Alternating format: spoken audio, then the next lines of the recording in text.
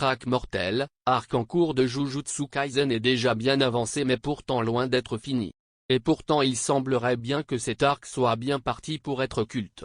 Et même mythique du manga et qui sait peut-être même plus je l'espère. En effet avec cet arc on a déjà eu un bon nombre de personnages introduits, beaucoup de fights et de techniques et énormément de masterclass.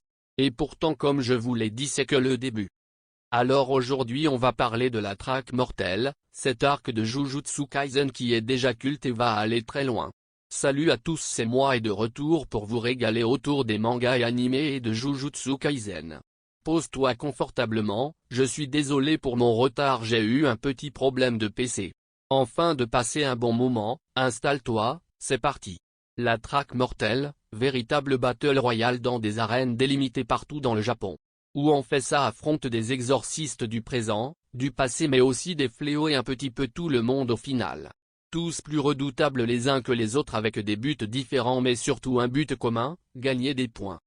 Et enjeux et nouveaux combats surtout. En effet pour le moment la traque mortelle nous a déjà offert 3 gros combats qui s'inscrivent déjà parmi les plus grands de l'œuvre, et je pèse mes mots, et même peut-être aux yeux de certains parmi leurs préférés de l'œuvre ou autres mangas confondus. Si aujourd'hui je fais une vidéo pour expliquer en quoi la traque mortelle est déjà culte et sur un très grand arc, voire mythique, c'est pour vous montrer à quel point cet arc va avoir une importance majeure, que personne ne doit passer à côté des détails de celui-ci. En effet déjà 3 gros combats font partie de la traque mortelle. Yuji contre Iguruma Hiromi pour ouvrir l'arc, c'était l'introduction. Et je parle des gros combats, je parle pas des petits combats qu'on a eu juste avant. Megumi vs Registar, Lazy qu'on a eu juste après, sans parler non plus de tout l'enchaînement qu'il y a eu autour de ça. Mais c'était en gros la deuxième partie, on avait la première partie autour d'Itadori, la deuxième partie autour de Megumi, et là la mêlée générale de Yuta contre les 4 adversaires puissants de Sendai, où pareil c'est la troisième partie de Yuta, et d'ailleurs on passe sur la 4ème partie d'Akari actuellement. Tous nos protagonistes sont donc illustrés un par un face à de nouveaux adversaires introduits, avec toujours de nouveaux enjeux, de nouvelles techniques qui apportent une richesse à l'œuvre, avec une très bonne construction de l'arc jusqu'à présent,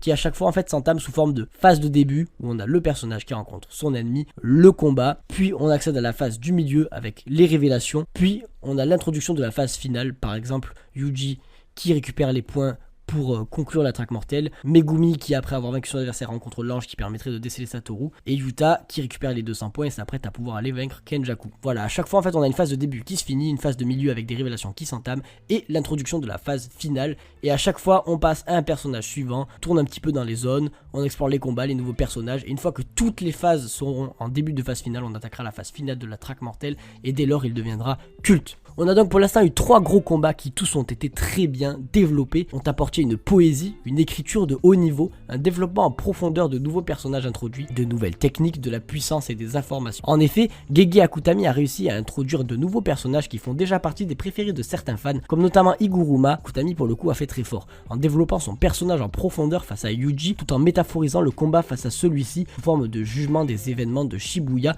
ce qui établit d'ailleurs le lien direct avec l'arc. Et en est donc la suite directe, la suite qui va pourquoi pas surpasser cet arc Shibuya qui a été considéré comme les meilleurs. Traque mortelle y fait écho et montre bien que ça en est la suite, que ça en est son jugement. On a déjà donc un combat culte et très profond qui s'est suivi d'un deuxième combat entre 2 hommes qui, plus que leur technique, se battaient avec leur cerveau.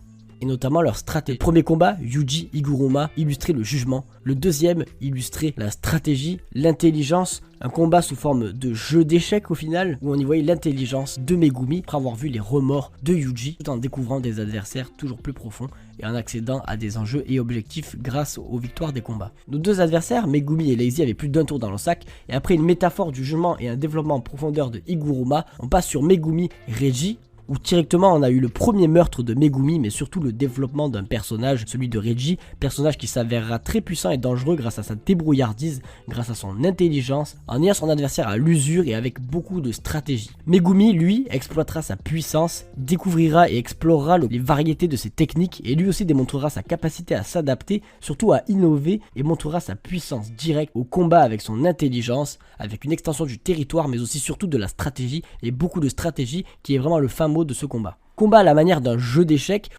où cette fois-ci c'était beaucoup plus tour à tour, offrant le développement de 2 personnages chacun à leur tour avec des révélations sur Kenjaku, son plan, mais aussi l'introduction de l'ange étant avec Megumi et établissant la possibilité d'un décèlement de Gojo Satoru avec un enjeu qui devient incroyable entamant cette phase finale. Après une ouverture de l'arc sur 2 combats déjà très grands, et une conclusion puis ouverture sur une potentielle phase finale, on enchaîne avec l'entrée en scène de Yuta Okkotsu, directement présenté comme le plus fort après Gojo en termes d'exorciste. Et à partir de là, une grande partie de la lumière va s'orienter sur Yuta, plus que sur Yuji et Megumi même, où Yuta va nous démontrer sa puissance en dehors du film et du tome 0. C'est vrai que Yuta dans l'œuvre n'a pas encore totalement brillé, et bien cette fois-ci c'est le cas, on va comprendre sa puissance, pourquoi il est si dangereux et considéré comme le plus fort, son développement, car on va comprendre plus en profondeur que Yuta est quelqu'un de véritablement empathique, jusqu'à ses combats où il va même épargner ses adversaires malgré leur danger.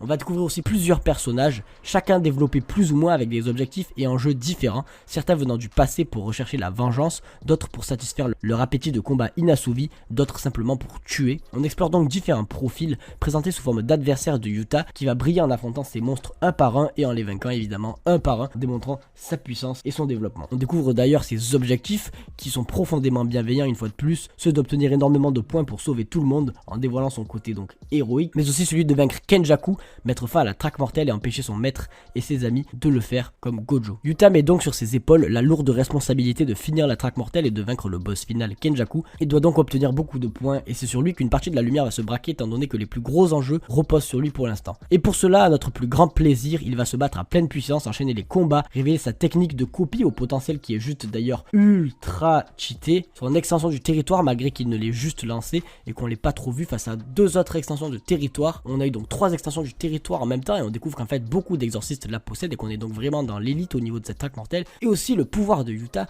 la copie qui démontre qu'en fait ce mec peut juste être ultra puissant selon la manière d'utiliser sa technique, qui nous est encore quand même mystérieuse, je dois l'accorder. On voit donc Yuta briller pour vaincre ses adversaires avec un passage sur le personnage juste grotesque, rempli de fights, de techniques, de puissance et de profondeur face aux autres adversaires, tout en éclaircissant le personnage de Yuta et ce dont il est capable. Actuellement donc la traque mortelle est au milieu de sa phase, nos personnages principaux ont vaincu leurs adversaires puissants, commencé à récupérer leurs points, le moyen de déceler Gojo a été introduit avec Megumi, on a eu de grands combats n'étant pourtant même pas les plus importants je l'espère, car il manque encore à avoir brillé par exemple Takaba et son pouvoir ultra cheat, mais aussi la suite d'Iguruma, l'ange, Kenjaku, Akare, etc. La traque mortelle réserve donc encore de grosses surprises, mais aussi le plus gros étant donné qu'on a plusieurs problèmes à résoudre durant cet arc. Comme par exemple la fin du jeu liant directement Tengen, Kenjaku et nos personnages, Gojo Satoru et son décèlement, mais aussi Yuta, Megumi, etc. Donc vous l'avez compris, du très très lourd arrive. La traque mortelle avance maintenant vers des enjeux plus sérieux, voire finaux pour certains, pourrait d'ailleurs même mener à la fin de l'œuvre sur certains côtés, et les choses vont devenir donc très sérieuses, et pourtant l'arc est déjà incroyable, et voilà pourquoi la traque mortelle va devenir culte malgré moi, et malgré que cela arrive très bientôt, l'arc est déjà masterclass et apporte énormément de choses à l'œuvre, ce qui promet donc un potentiel incroyable, celui que j'essaye de vous parler à travers cette vidéo, celui de créer un arc culte du manga, du Kaizen, voire même du shonen tout. Voilà, j'espère que cette vidéo t'a plu. Si tu veux suivre la traque mortelle avec nous, abonne-toi, lâche un like si ça t'a plu. Follow-moi sur Twitter, Satoru Kaiza. Je te dis à très bientôt. Ciao.